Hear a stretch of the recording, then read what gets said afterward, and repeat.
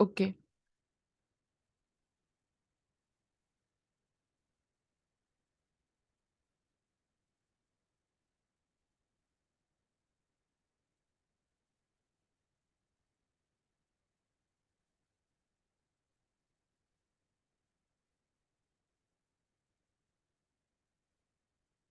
Yes. So, hello everyone. I welcome you all on the platform of Global Online.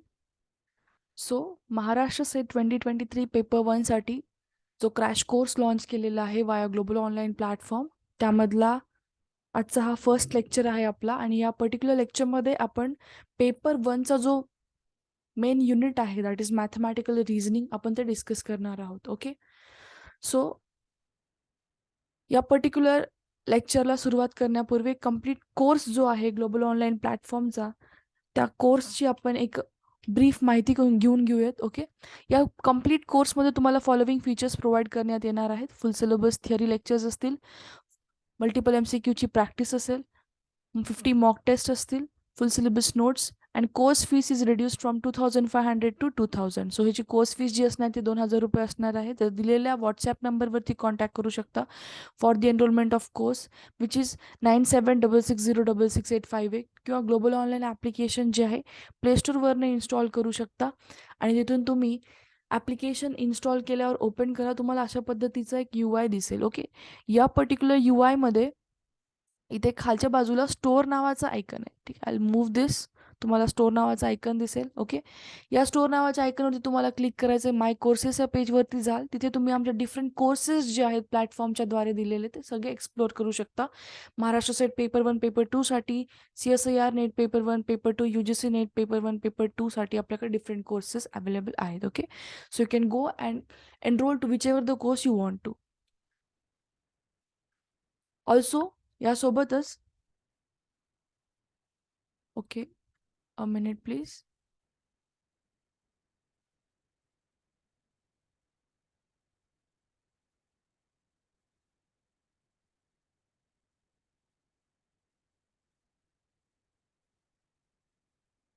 There was some issue basically regarding.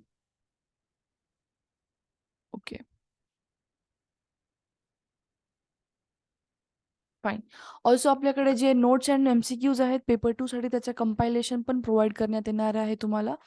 ज्यांचा ज्यांचा subject खालील दिलेल्यापैकी सब्जेक्टपैकी एक असेल त्यांनी या पर्टिक्युलर कंपायलेशनला जे आहे एनरोल करू शकता. ओके. सो एकदा हे आपण जे स्क्रीनमध्ये येत आहे, ह्याला वरती शिफ्ट करून टाकूयात. Sorry for the inconvenience. Okay, now this is better. तर यामध्ये management, economics, computer science, commerce, history, sociology, Hindi, public administration, law, English literature, physical education, geography, political science, social work, education, library science, philosophy, electronic science, environmental studies, as well as Marathi जर कोणाचा subject असेल तर तुम्ही या particular कंपायलेशनला enrol करू शकता. Okay. तर या कंपायलेशनमध्ये इम्पॉर्टंट नोट्स आणि हायली एक्सपेक्टेड MCQs 4000+ MCQs असणार आहेत. आणि या क्रुशल टाईममध्ये हे तुम्हाला कंपायलेशन अतिशय उपयोगी ठरणार आहे. ठीक आहे. यावरती आधी 25% ऑफर चालू होती, आत्ता 35% ऑफर चालू आहे. ह्याची कोर्स फीस असणार आहे 1040 रुपीज. रेड्युस्ड फॉर्म सांगत आहे मी तुम्हाला. तर 35% ऑफरमध्ये तुम्हाला 1040 रुपीजला हे कंपायलेशन पडत आहे. तर तुम्हाला जर हे कंपायलेशनला एनरोल करायचं असेल तर तुम्ही दिलेल्या व्हॉट्सॲप नंबरला कॉन्टॅक्ट करून एनरोल करू शकता. Okay. So moving on with the today's lecture. तर या पर्टिक्युलर लेक्चरमध्ये आपण असे काही टॉपिक्स डिस्कस करणार आहोत, आपण असं बोलू शकतो, जे एक्झाम पॉईंट ऑफ व्ह्यू अतिशय जास्त इम्पॉर्टंट असणार आहेत. ओके.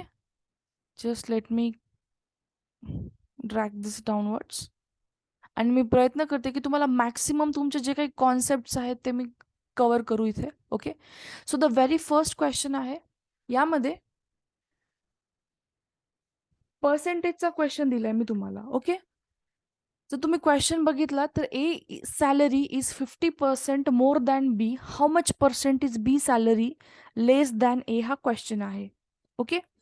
सो एची जी पगार आहे ती बी पेक्षा 50% जास्त आहे. ओके. जेव्हा केव्हा तुम्ही पर्सेंटेजचे अशा टाईप ऑफ क्वेश्चन्स बघता, कम्पॅरेटिव्ह व्हॅल्यूज करत जायचं. कम्पॅरेटिव्ह व्हॅल्यूज अर्थात काय असतं मॅम, आधी बघा. समजा यामध्ये जर आपण कन्सिडर केलात एची पगार बीच्या 50% जास्त आहे. समजा बीची जी पगार आहे, ओके, बीची जी पगार आहे ती 100 रुपये. ती किती आहे? 100 रुपये जर आहे असं आपण कन्सिडर केलं, तर एची पगार त्याच्या 50% जास्त आहे. आपण 100 रुपये का कन्सिडर करायची? बेस व्हॅल्यू प्रत्येक वेळेस 100 रुपये का कन्सिडर करायची? कारण त्यावरती टक्केवारी कॅल्क्युलेट करणं सोपी जाते. हे मी वारंवार सांगत आलेली आहे, ठीक आहे? जे रेग्युलर बॅचमध्ये अटेंड करतात. तर 50% जास्त आहे 100 रुपयांवरती, म्हणजे किती होणार आहे? 150 रुपये. 150 रुपये. इथेच जर तुम्हाला एवढं समजलं, तुम्ही इझिली कॅल्क्युलेट करू शकता, की मॅम 100 रुपये जर बीची सॅलरी आपण कन्सिडर केली, तर एची सॅलरी किती असणार आहे सर? एची सॅलरी असणार आहे 150. का? कारण 50% जास्त. आपल्याला शोधायचं काय आहे? How much percent is B salary less than A salary. ठीक आहे. कधीही असा क्वेश्चन आला ज्यामध्ये तुम्हाला एची पगार बी पेक्षा किती जास्त आहे, किंवा एचं वय पर्सेंटेजच्या फॉर्ममध्ये किती जास्त आहे बी पेक्षा, यामध्ये तुम्हाला पर्सेंटेज डिफरन्स शोधायचा असतो. काय शोधायचा असतो? Percentage difference. आणि जर तुम्ही रेग्युलर माझे क्लासेस अटेंड केला तर तुम्हाला माहिती असेल पर्सेंटेज डिफरन्सचा फॉर्म्युला जो आहे आपण कसा कॅल्क्युलेट करतो. जरी येत नसेल तर त्यांना मी सांगते, यामध्ये पर्सेंटेज आपण कॅल्क्युलेट करतो difference difference upon, okay, difference upon. So basically जी तुमची नवीन व्हॅल्यू आलेली असते त्याच्या रिगार्डिंग आपण काय करतो? पर्सेंटेज डिफरन्स कॅल्क्युलेट करतो. समजा आता नवीन आलेली सॅलरी काय? एची सॅलरी आहे 150 रुपये, तर त्याच्या बेसिसवरती आपण टक्केवारी कॅल्क्युलेट करणार आहोत. जर मला सांगा 100 आणि 150 मध्ये डिफरन्स कितीचा आहे? फरक कितीचा आहे? 50चा आहे. मग मी डिफरन्स काय घेईल? 50 घेईल. एची सॅलरी किती आहे? 150 आहे गुणिले 100. तुमचं कॅल्क्युलेशन अर्ध इथे सॉल्व्ह झालं. 15 जर जर 1/3 ला आपण काय लिहू शकतो? जर तुमच्या लक्षात येत असेल, 1/3 ॲज अ फ्रॅक्शन आपण काय लिहू शकतो मॅम? 33.33 किंवा 33 1/3 करा. 33 1/3%. ठीक आहे, फ्रॅक्शनच्या फॉर्ममध्ये. आय होप सगळ्यांना समजलं असेल. जर कुठला एखादा क्वेश्चन नाही समजला तर तुम्ही मला थांबून विचारू शकता. ओके. तर यामधून आपण काय शिकलो, की एखाद्याची टक्केवारी वाढत असेल, कमी होत असेल, जे काही आपली नवीन व्हॅल्यू आली आपण त्याच्या बेसिसवरती काय काय कॅल्क्युलेट करत असतो सर? डिफरन्स कॅल्क्युलेट करत असतो, पर्सेंटेज डिफरन्स. तर यामध्ये जे इम्पॉर्टंट तुम्हाला फॉर्म्युला लिहून घ्यायचा, दिस विल बी दिस. ओके. हा फॉर्म्युला तुम्हाला नेहमी लक्षात ठेवायचा. पर्सेंटेज डिफरन्स, पर्सेंटेज टक्केवारीमधला जर फरक शोधायला सांगितलं तर फरक भागिले अशी व्हॅल्यू घ्यायची जी न्यूली अराइव्ड आहे, इंटू 100 करा. Okay. Moving on to the next question. हा एक क्वेश्चन भरपूर ठिकाणी तुम्ही बघितला असेल, मे बी टेस्ट सिरीजमध्ये पण बघितला असेल. Okay. The price of the cooking oil has been increased by 25%. By what percent should a family reduce the consumption of cooking oil so as to not increase the expenditure in this account? Okay. प्रश्न समजून घ्या, की cooking ऑइलची, जे खाद्यतेलाची जी किंमत आहे ती 25% आपण वाढवली. ठीक आहे. तर एका पर्टिक्युलर फॅमिलीने त्याची कन्झम्पशन म्हणजे त्याचा वापर कितीने कमी करायला पाहिजे, जेणेकरून त्याच्या एक्सपेंडिचरमध्ये वाढ नसायला पाहिजे, खर्चामध्ये वाढ नसायला पाहिजे. आता हा क्वेश्चन सॉल्व्ह करण्याच्या आधी तुम्ही 2 मेथड वापरू शकता, एक शॉर्टकट मेथड आणि एक लॉंग मेथड. जर तुम्हाला शॉर्टकट मेथड वापरायची असेल तर तुम्हाला इथे मी 2 फॉर्म्युले देणार आहे, ते फॉर्म्युले आधी लिहून घ्या. ठीक आहे. आता तुम्हाला इथून प्रत्येक फॉर्म्युला जे आहे इम्पॉर्टंट ते लिहून घेत चला. ओके. समजा जर एखाद्या वस्तूची मार्केटमध्ये किंमत वाढत असेल, रेट वाढत असेल, प्लीज समजून घ्या, वस्तूची मार्केटमध्ये रेट वाढत असेल, आपण युजली काय करतो सर? त्याचा वापर जो आहे कमी करतो. त्याचा वापर कमी करतो. घरामध्ये आपली जर आईच्या लक्षात आलं, की बाहेर मार्केटमध्ये तेलाची जी किंमत आहे पर केजीची किंमत वाढलेली आहे. ठीक आहे. सॉरी, पर लिटरची जी किंमत आहे ती वाढलेली आहे. तर या पर्टिक्युलर सिच्युएशनमध्ये काय होणार आहे? तुमचं कन्झम्पशन जे आहे, म्हणजे तुमचा वापर जो आहे तेलाचा, तो काय होत असतो? बेसिकली कमी होत असतो, राईट? कन्झम्पशन, वापर काय होतो? कमी होतो. तर या सिच्युएशनमध्ये एक्सपेंडिचर जे आहे, तुमचा खर्च जो आहे तो कितीने कमी करायला पाहिजे, जेणेकरून यामध्ये बॅलन्स राहील, यामध्ये बॅलन्स राहील.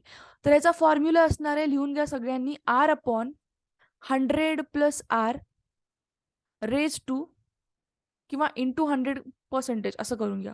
ठीक आहे. R divided by 100 plus R into 100% हा तुमचा फॉर्म्युला असणार आहे. ह्याच्या उलटा जर सिनारिओ दिसत असेल, मार्केटमधला जो रेट आहे पदार्थांचा तो डिक्रीज आहे, तर कन्झम्पशन आपण युजली काय करतो? वाढवतो.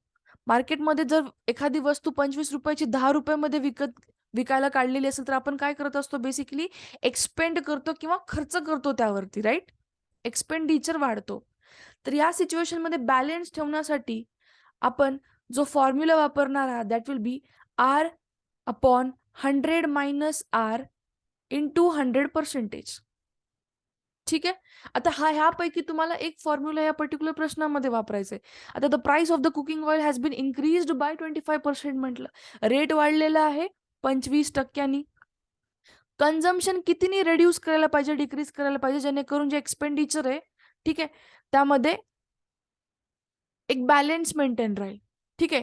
त्यामध्ये इन्क्रीज नसायला पाहिजे. कोणता फॉर्म्युला वापरणार मग सर तुम्ही? हा फॉर्म्युला वापरणार, R upon 100 plus R into 100%. हा फॉर्म्युला तुम्हाला वापरायचा आणि क्वेश्चन सॉल्व्ह करायचा आहे. आय होप सगळ्यांनी जे आहे हा फॉर्म्युला लिहून घेतलेला आहे. ठीक आहे. Once you will write the formula,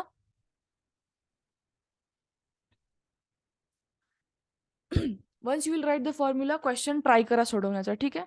screenshot घ्या, मी रब आउट करत आहे. ओके. सो फॉर्म्युला कोणता बघितला मग सर आपण या पर्टिक्युलर प्रश्नासाठी? R upon 100 plus R into 100%. ठीक आहे. हा झाला आपला फॉर्म्युला. व्हॅल्यू पुट ऑन करा. आर ची व्हॅल्यू, रेटची व्हॅल्यू किती आहे? 25%. आर म्हणजे काय असते? रेट असतं. 25 अपॉन 100 प्लस 25 इंटू 100%. सो काय असणार आहे? 25 भागिले 125. 25 भागिले 125 किती येणार आहे मॅडम? 4,000. बरोबर. सो 1/4 येणार आहे. 1/4 ला आपण पर्सेंटेजच्या फॉर्म मध्ये काय लिहित असतो? 20% लिहित असतो. सगळ्यांना क्लिअर आहे? सगळ्यांना हे क्लिअर आहे question? So moving on to the next question. जरी नाही समजला तर जेव्हा रेकॉर्डिंग पडेल तेव्हा एकदा थोडं पॉज देऊन तुम्ही बघून घेऊ शकता. ओके. दोन्ही फॉर्म्युले इम्पॉर्टंट होते. Question number 3. Ramesh's salary was reduced by 10% and the reduced salary again then was increased by 10%. What is the ultimate loss? Okay. आता परत या पर्टिक्युलर प्रश्नासाठी बेस व्हॅल्यू आपण 100 पकडूया. ठीक आहे. Ramesh salary was reduced by 10%. समजा रमेशची सॅलरी आहे 100 रुपये मॅडम. ओके.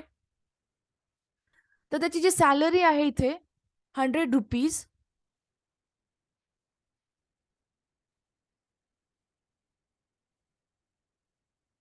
यामध्ये बघा कितीचं रिडक्शन झालेलं आहे? Reduction of 10%. Am I right? Reduction of 10%. 100 रुपयांवरती 10% रिडक्शन होत असेल. मी तुम्हाला शिकवलंय 100 रुपयाला कधी पण आपण 100% पकडत असतो. कुठलीही व्हॅल्यू असू द्या, 100 रुपयेच नाही, कोणतीही व्हॅल्यू. त्याला जर त्याचे 10% दाखवायचे असतील तर आपण त्याला एका डिजिट नंतर डेसिमल पॉईंट देतो. अर्थात आपण इथे डेसिमल पॉईंट देतो. म्हणजे व्हॅल्यू किती झाली सर? 10 रुपये झाली. मला सांगा 100 रुपयांचे 10% कमी झाले म्हणजे किती रुपये कमी झाले? 10 रुपये. 100 रुपयाचे 10 रुपये कमी झाले, अर्थात किती रुपये असणार आहे त्याची सॅलरी? मग रिड्यूस सॅलरी 90 रुपये. ठीक आहे. मग परत काय बोललेलं आहे? जी रिड्यूस सॅलरी आहे त्याला परत आपण 10% इन्क्रीज केलं. आधी 10% पगाराला आपण कमी केलं. परत जी पगार आपली आलेली आहे कमी झालेली, त्या पगाराला आपण 10% परत वाढवलं. 10% परत वाढवलं. राईट? सो अल्टिमेट लॉस कितीचा आहे विचारला. मला सांगा 90चे 10% किती असतात? 90ला आपण जर 100% पकडलं मॅम, त्याचे 10% एका डिजिटच्या नंतर डेसिमल पॉईंट द्या, अर्थात 9 रुपये होणार आहे. ठीक आहे. यामध्ये 9 रुपये ऍड करून टाका. म्हणजे तुमची फायनल पगार किती झाली? 99 रुपये. प्रश्न काय विचारलाय? अल्टिमेट लॉस विचारला. अल्टिमेट लॉस सरस इथे तुम्हाला दिसतोय. किती मॅम? 100 रुपयावरती रिडक्शन कितीचं झालंय? 1 रुपयाचं रिडक्शन झालंय. म्हणजे 1%चा तुम्हाला काय दिसतोय? लॉस दिसतोय. ओके. किंवा लॉस पर्सेंटेज तुम्ही कसं कॅल्क्युलेट करता ह्याचाही फॉर्म्युला लिहून घ्या. Loss percentage is equal to loss, please हा फॉर्म्युला लिहून घ्या सगळ्यांनी, upon initial salary. Initial salary म्हणजे काय असते सर? सुरुवातीची जी सॅलरी होती त्याला आपण इनिशियल सॅलरी बोलतो, गुणिले 100. लॉस कितीचा आहे बघा आता. 99 आणि 100 मध्ये लॉस कितीचा दिसतोय तुम्हाला? 1 रुपयाचा लॉस दिसतोय. इनिशियल सॅलरी किती होती सुरुवातीची? 100 रुपये. गुणिले 100 करा. तुम्हाला लॉस पर्सेंटेज भेटला. किती आला? 1%. Clear? Moving on to the next question. Question परत एकदा वाटलं समजून सांगते. 100 रुपये सुरुवातीला सॅलरी होती. त्यामध्ये 10% कमी झाला, म्हणजे 10 रुपये कमी झाली सॅलरी. 90 रुपये तुमची सॅलरी असणार. 90 रुपयावरती 10%ची वाढ केली, म्हणजेच 9 रुपयाची वाढ केली. तुमची फायनल सॅलरी झाली 99 रुपये. 100 रुपये इनिशियल सॅलरी, फायनल सॅलरी 99 रुपये. दोघांमध्ये फरक कितीचा येतो? 1 रुपयाचा. तुम्ही सरळ सरळ 1% बोलू शकता यामध्ये. बट जर क्वेश्चन थोडा ट्विस्ट करून आला तर हा लॉस पर्सेंटेजचा फॉर्म्युला सोबत असू द्या. Loss percentage is equal to loss upon initial salary into 100. That is nothing but loss म्हणजे काय? 100 मायनस 99. ठीक आहे. यामध्ये 1% तुमचं काय असणार आहे? आन्सर असणार आहे. Moving on to the next slide.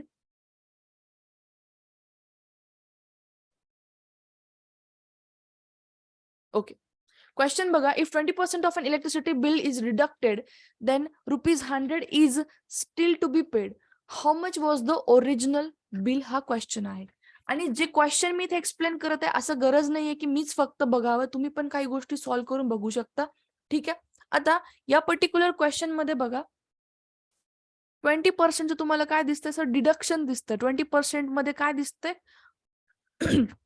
वीज जे इलेक्ट्रिसिटी बिल आहे, सॉरी वीज बिल जे आहे, ठीक आहे, त्यामध्ये काय दिसतंय? डिडक्शन दिसतंय. डिडक्शनचा अर्थ काय असते? रिडक्शन, रिड्युसिंग दिसतंय. ठीक आहे. रिडक्शन झाल्यावर सुद्धा 100 रुपीज स्टील पे करायचे आहेत आपल्याला. तर ओरिजिनल बिल काय आहे हे शोधून काढायचं आहे.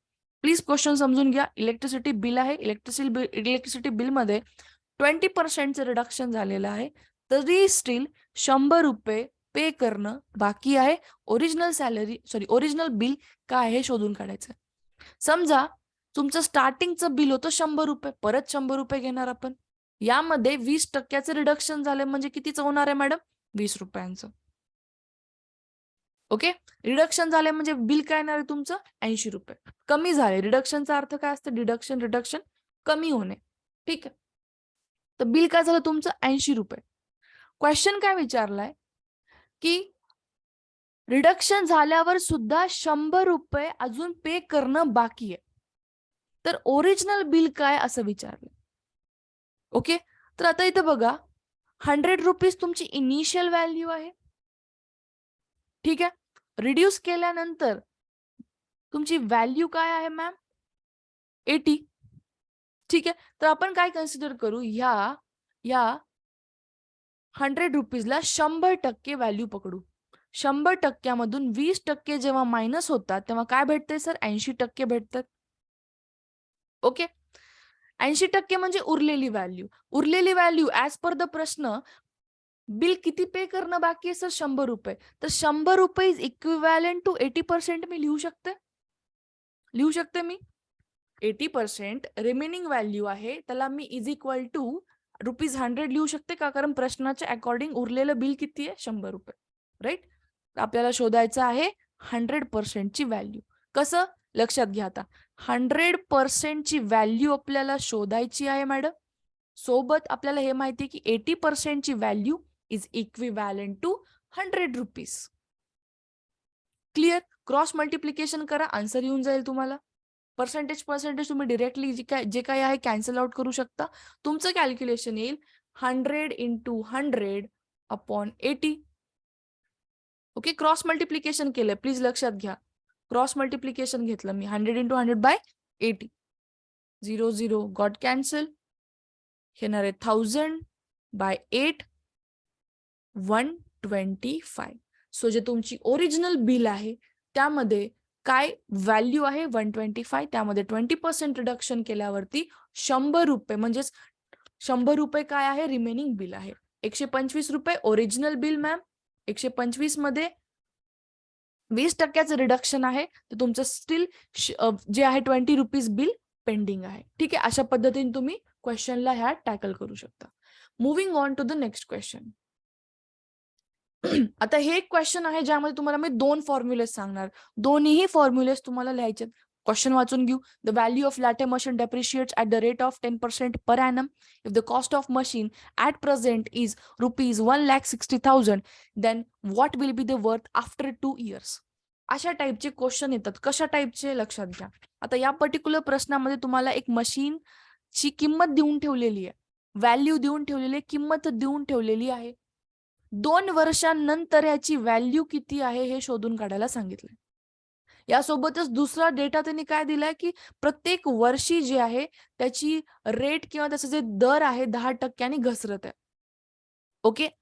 तर अशा पर्टिक्युलर प्रश्नाला समजण्याच्या पूर्वी एक एक एक्झाम्पल घ्या की तुमच्याकडे कुठलीही वस्तू असू द्या, एखादा लॅपटॉपचं नवीन मॉडेल असू द्या किंवा आयफोनचं नवीन मॉडेल असू द्या किंवा कुठल्याही फोनचा असू द्या, तर त्याची व्हॅल्यू जी असते, प्लीज कोणी स्क्रीनवर झूम इन झूम आउट नका करू, फक्त दुरून बघा प्लीज. कारण तुम्ही स्क्रीनवर लिहिता अननोईंगली, बट त्यानंतर प्रॉब्लेमॅटिक होतं. एव्हरीवन, एक सजेशन आहे, प्लीज स्क्रीनवरती नका लिहू, रिक्वेस्ट समजा, ठीक आहे. तर यामध्ये जेव्हा तुम्ही ती वस्तू घेता मार्केटमधून विकत, त्याची एखाद्या वर्षाला किंवा 6 महिन्याला किंमत घसरलेली असते, ठीक आहे. तर तीच तुम्हाला कॉन्सेप्ट इथे लावायची, की एखाद्या वस्तूची 2 वर्षानंतर किंमत जी आहे रिड्यूस होणार आहे, तर त्याची किंमत काय असणार आहे, किंवा एखाद्या वस्तूची 2 वर्षांपूर्वी काय प्राइसिंग होती ते शोधायचं असेल, तर या टाईपचा तुम्ही फॉर्म्युला यूज करू शकता. फॉर्म्युला घ्या आता. समजा एखाद्या मशीनची व्हॅल्यू, प्लीज शब्दांवर फोकस करा, एखाद्या मशीनची व्हॅल्यू दिवसेंदिवस घसरत असेल, तर एन वर्षांनंतर, 3 वर्षांनंतर, 4 वर्षांनंतर, 5 वर्षांनंतर, 6 वर्षांनंतर, एन वर्षांनंतर त्याची व्हॅल्यू किती असणार आहे, त्यासाठी फॉर्म्युला आहे P into 1 minus R upon 100 raise to N. एखाद्या वस्तूची किंमत 4 वर्षांपूर्वी किती होती, ॲगो. ॲगोचा अर्थ काय असतो, पूर्वी. मला नाही माहिती कसं लिहितात, मी प्रयत्न करत आहे, ठीक आहे. मराठीत नाही लिहिता येत मला, ठीक आहे. सो बिफोर अँड आफ्टर, हे आफ्टरवाली कॉन्सेप्ट आहे, म्हणजे 4 वर्षांनंतरवाली. हे बिफोरवाली. तर यामध्ये फॉर्म्युला असणार आहे, प्लीज लिहून घ्या. P1 minus R upon 100 raise to N. Okay. So यापैकी दोन्हीपैकी एक फॉर्म्युला आता आपण अप्लाय करणार आहोत. प्रश्नामध्ये काय सांगितलं होतं, व्हॅल्यू ऑफ मशीन मॅम 1,60,000 आहे, प्रत्येक वर्षी 10% कमी होत चालली, तर 2 वर्षांनंतर आफ्टर 2 years काय किंमत असणार आहे. आफ्टरसाठी फॉर्म्युला सांगितला हा फॉर्म्युला इथं अप्लाय करून टाका. तोपर्यंत मी स्क्रीन रब करते, स्क्रीनशॉट घ्या. ओके. हा दोन्ही फॉर्म्युलेज इम्पॉर्टंट आहेत. ओके. सो हा फॉर्म्युला आपण इथे अप्लाय करू आणि क्वेश्चन सॉल्व्ह करू. फॉर्म्युला काय होता, P1 minus R upon 100 raise to N. P म्हणजे काय असते, जी वस्तूची किंमत आपण त्याला प्राइसिंग बोलतो, P, right. So 1,60,000 is the value जी आपण देतो तिथे.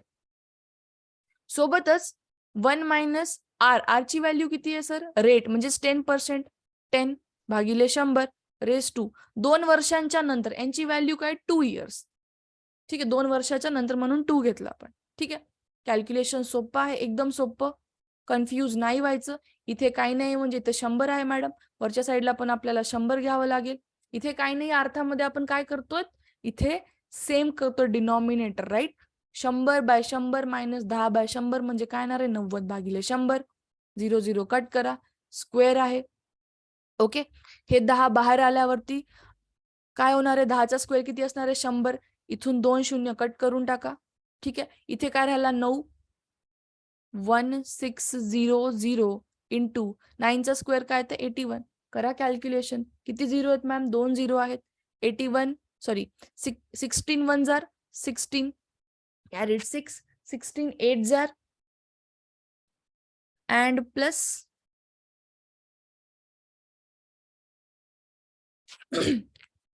समजलं, व्हॅल्यू काय आली, व्हॅल्यू कशी आली समजलं. येस,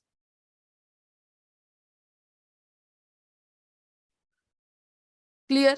क्वेश्चन समजला. अशा टाईपचा क्वेश्चन आला तर एक्झाम मध्ये 100% सोडवता यायला पाहिजे. ओके. सो इथे काही पर्सेंटेजचे क्वेश्चन झाले. आता यामध्ये तुम्हाला मी हा फॉर्म्युला सांगितलाय. यामध्ये कोणता फॉर्म्युला होता मॅडम, एक्सपेंडिचर कशा पद्धतीने कमी करायचं ह्याचा फॉर्म्युला सांगितला होता, R upon 100 plus R into 100%. ह्याचा उलटा फॉर्म्युला आहे R/100 minus R into 100%. Okay. चालेल, fine. Moving on to the next topic. आता यामध्ये मी तुम्हाला काही प्रॉफिट अँड लॉसचे क्वेश्चन दिलेत. प्रॉफिट अँड लॉस एक व्यवस्थित करून घ्या. आधी आपण या टॉपिक्सला काय इम्पॉर्टन्स द्यायलो, कारण हे जे टॉपिक्स आहेत आपल्याला डेटा इंटरप्रिटेशन मध्ये वापरायचे आहे. Okay. Profit and loss not again, but percentage हा टॉपिक वापरायचा होता म्हणून मी थोडं डिटेलमध्ये गेली. या टॉपिक मध्ये आता आपण बघूयात एक्झॅक्ट काय होत आहे. पहिला क्वेश्चन बघा आता. If a boy sells a book for ₹450, he gets a loss of 10%, then find the cost price. आपल्याला माहिती आहे आपण कॉस्ट प्राइस, सेलिंग प्राइस काय असते. कॉस्ट प्राइस म्हणजे काय असते मॅम? खरेदी किंमत असते. सेलिंग प्राइस विक्री किंमत असते.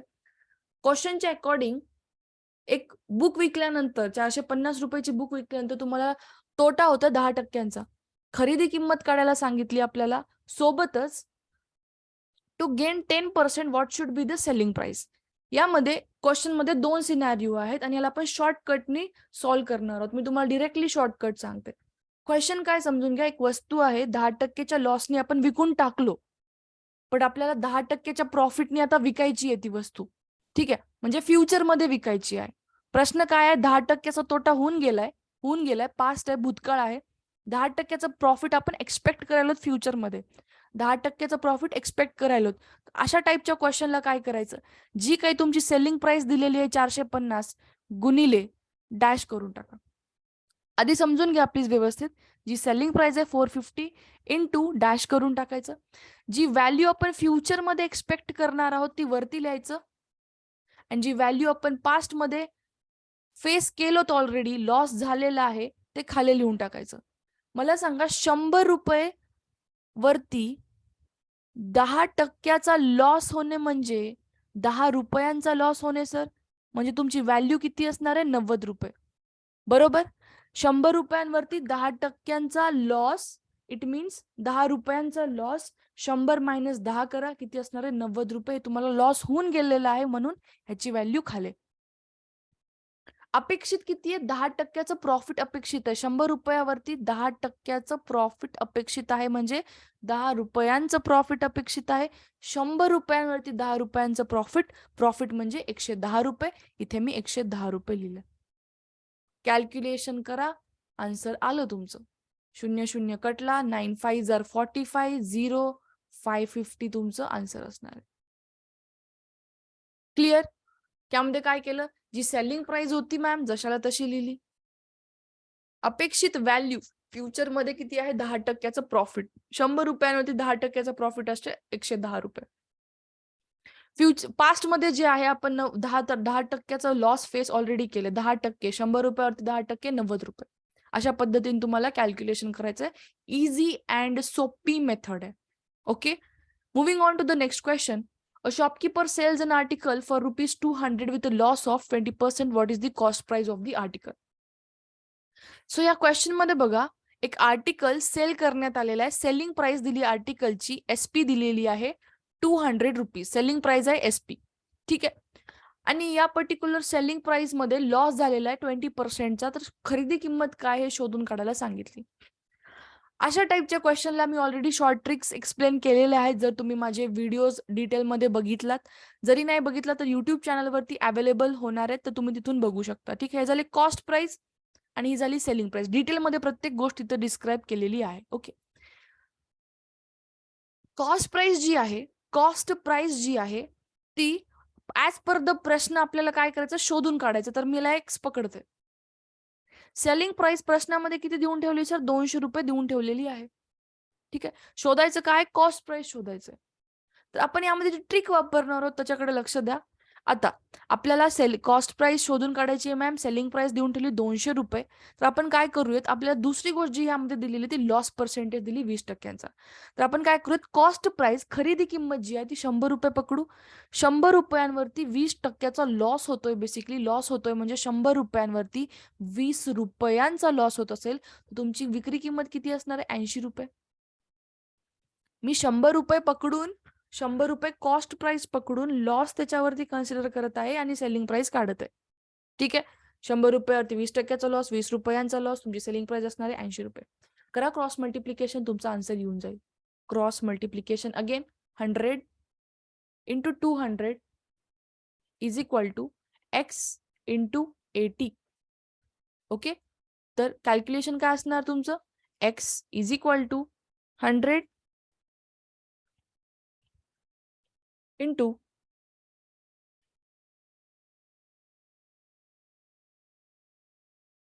200/80. ओके, सो सिंपल कॅल्क्युलेशन आहे.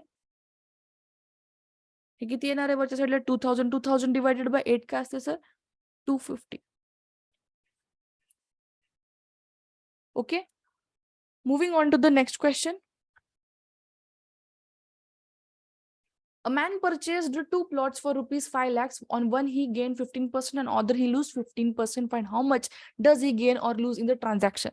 हे असा क्वेश्चन आहे. या पर्टिक्युलर क्वेश्चन मध्ये तुम्हाला काय दिसत आहे, दोन प्लॉट आहेत, एक सेम वस्तू जी आपण 15% लॉसने विकत आहोत आणि एक 15% प्रॉफिटने विकत आहोत. How much does he gain और लूज इन द ट्रान्झॅक्शन असा क्वेश्चन विचारला. यामध्ये तुम्हाला काय दिसतंय सर, जे प्रॉफिट असेल किंवा लॉस असेल ते कॉमन दिसते. वस्तू कॉमन आहे, कॉमन प्रॉफिट दिसते, कॉमन लॉस दिसते. म्हणजे 15%च प्रॉफिट झालं तर 15%च लॉस झालं. अशा सिच्युएशनला आपल्याला शोधायचं असते की पर्सेंटेज गेन किंवा गेन किंवा लॉस जी झालेलं आहे ते ट्रान्झॅक्शन मध्ये शोधायचं असतं. तर अशा कंडिशन मध्ये युजली लॉस फेस करतो आपण, लक्षात घ्या. युजली लॉस फेस करतो. बट यासाठी मी तुम्हाला एक स्पेसिफिक फॉर्म्युला देते. Loss percentage is equal to common loss is equal to, घ्या प्लीज स्लाइड रब करू एक मिनिट. यासाठी फॉर्म्युला आहे, डिरेक्ट फॉर्म्युला सगळ्यांनी नोट डाऊन करायचा.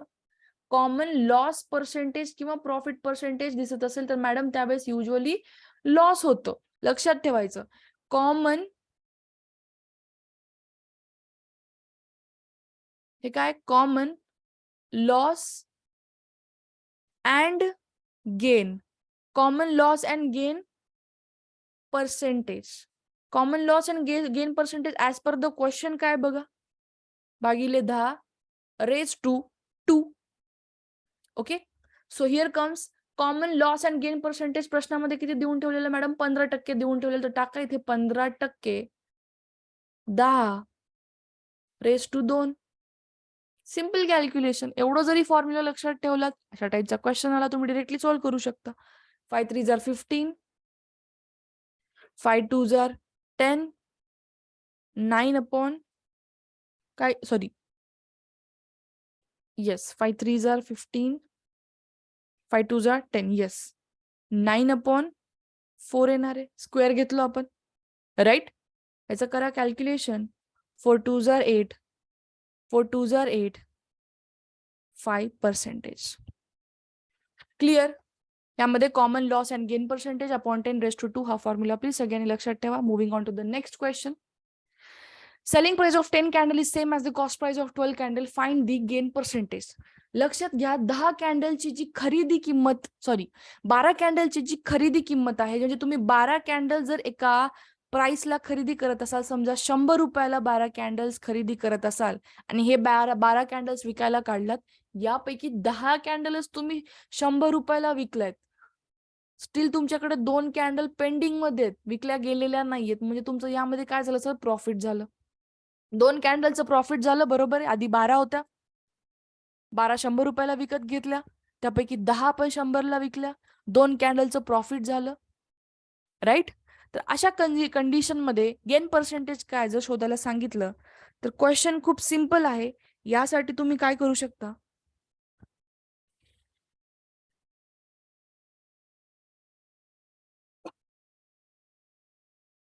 स्क्रीन एकदा मी क्लिअर करते. तर या पर्टिक्युलर क्वेश्चन मध्ये तुम्हाला जर तुम्हाला असं दिसत असेल ज्यामध्ये 10 कॅन्डल आहेत किंवा 12 कॅन्डलची जी आहे खरेदी किंमत आणि 10 कॅन्डलची विक्री किंमत जर सेम दिसत असेल तुम्हाला, तर अशा सिच्युएशन मध्ये काय दिसते सर, प्रॉफिट दिसतं. प्रॉफिट झालं. तर फॉर्म्युला काय असणार आहे गेन पर्सेंटेज शोधण्याचा. डिरेक्टली काय करायचं, number of x article minus number of Y article number of Y article म्हणजे काय, जेवढे वाय आर्टिकल्स आहेत किंवा जेवढे एक्स आर्टिकल्स आहेत divide by number of Y article. हा तुमचा फॉर्म्युला झाला. प्लीज हा फॉर्म्युला नोट डाऊन करा. कंडिशन सिनॅरिओ समजून घ्या, तुम्हाला एक्झाम मध्ये सोपं जाईल. एक्स आर्टिकल किती आहेत मॅडम? एक्स आर्टिकल जर आपण प्रश्नाच्या अकॉर्डिंग बघितलं तर आपल्याला एक्स आर्टिकल दिसतात 12. एक्सला कसं 12 पकडलं आणि वायलाच का 10 पकडलं? एक्स आर्टिकललाच 12 का पकडलं, वायला का 10 पकडलं? बेसिकली तुम्हाला प्रॉफिट दिसतंय, प्रॉफिट दिसतंय. मग 10 मायनस 12 केलेलं चांगलं आहे का 12 मायनस 10? कुठे प्रॉफिट दिसेल? 12 मायनस 10 मध्ये दिसतंय. म्हणून काय घ्यायचं? 12 मायनस 10. ओके, 12 मायनस 10 भागिले 10 गुणिले 100 हा तुमचा फॉर्म्युला होता. फॉर्म्युलामध्ये व्हॅल्यू पुट ऑन केल्या 2/10 इंटू 100. Simple calculation. 20%चा तुम्हाला काय दिसतोय सर? गेन दिसतोय. प्लीज हा फॉर्म्युला नोट डाऊन करा. ओके, इम्पॉर्टंट आहे. कंडिशन लक्षात ठेवायची. प्रश्नाची कंडिशन कशी दिली होती मॅडमनी, फॉर्म्युला काय दिला होता, तो टाईपचा सेम क्वेश्चन आता डिरेक्टली फॉर्म्युला पुट करून व्हॅल्यू फाइंड आउट करू शकता. अदर देन दिस आपण आहे ना आता क्वेश्चन जे 4-5 बघतोय, जास्त नाही कारण टाइम कमी आहे आपल्याकडे, राईट. यासोबतच तुम्ही काय करू शकता, आता इथून येणारे माझे प्रत्येक रेग्युलर लेक्चर युट्यूबवरचे फॉलो करू शकता, कारण मी अशी एक सिरीज घेऊन येणार आहे ज्यामध्ये मॅक्सिमम क्वेश्चन्स आपण सॉल्व्ह करणार आहोत. डिफरंट टॉपिक्सचे मॅक्सिमम क्वेश्चन, क्लॉक कॅलेंडर असेल किंवा सिरीजचे क्वेश्चन असतील, ब्लड रिलेशन असतील, प्रत्येक टॉपिक वरती मी at least 25 to 30 questions minimum practice करून घेणार आहे एकदम फास्ट सेशनमध्ये. कारण ऑलरेडी आपलं जे डिटेल अनालिसिस झालेलं आहे, आपण इथे एक प्लॅटफॉर्म वरती काय करू शकतो की आपण डिफरंट टाईप ऑफ क्वेश्चन, प्रत्येक क्वेश्चन डिफरंट टाईपचा असेल, अशा पद्धतीने मी एक 20 to 25 क्वेश्चन्स घेऊन येईल प्रत्येक टॉपिकचे आणि ते डिस्कस करत जाणार आहेत. ओके, हे क्रॅश कोर्स संपल्यावरती.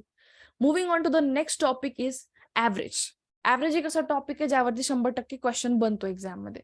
फक्त ऍव्हरेज मध्ये जे व्हेरी फर्स्ट इम्पॉर्टंट गोष्ट लक्षात ठेवायची असते की sum of observation divided by total number of observation आपण याला दाखवत असतो. सम ऑफ ऑब्झर्वेशनला एस बोला, टोटल नंबर ऑफ ऑब्झर्वेशनला एन बोला. हे झाला ऍव्हरेजचा फॉर्म्युला. क्लिअर? ह्या फॉर्म्युल्याच्या बेसिसवरतीच मॅक्सिमम क्वेश्चन सोडवल्या जातात. उलट यामध्ये दुसरा जो important formula sum is equal to average into n, ह्याच कन्वर्जन आहे. Sum is equal to average into n, total number of observation. ठीक आहे, हे दोन फॉर्म्युले इम्पॉर्टंट आहेत, दोन्ही प्लीज लिहून घ्या. मी स्क्रीन रब करते. फर्स्ट क्वेश्चन मध्ये बघा आता, the average of 15 numbers is 15, the average of first 5 numbers is 14, okay, and that of the other 9 numbers is 16. Find the middle number. Please मला एक 5 सेकंडचा गॅप द्या, मी पाणी पिते. टिल देन प्रयत्न करा हा क्वेश्चन सोडवण्याचा. Yes everyone?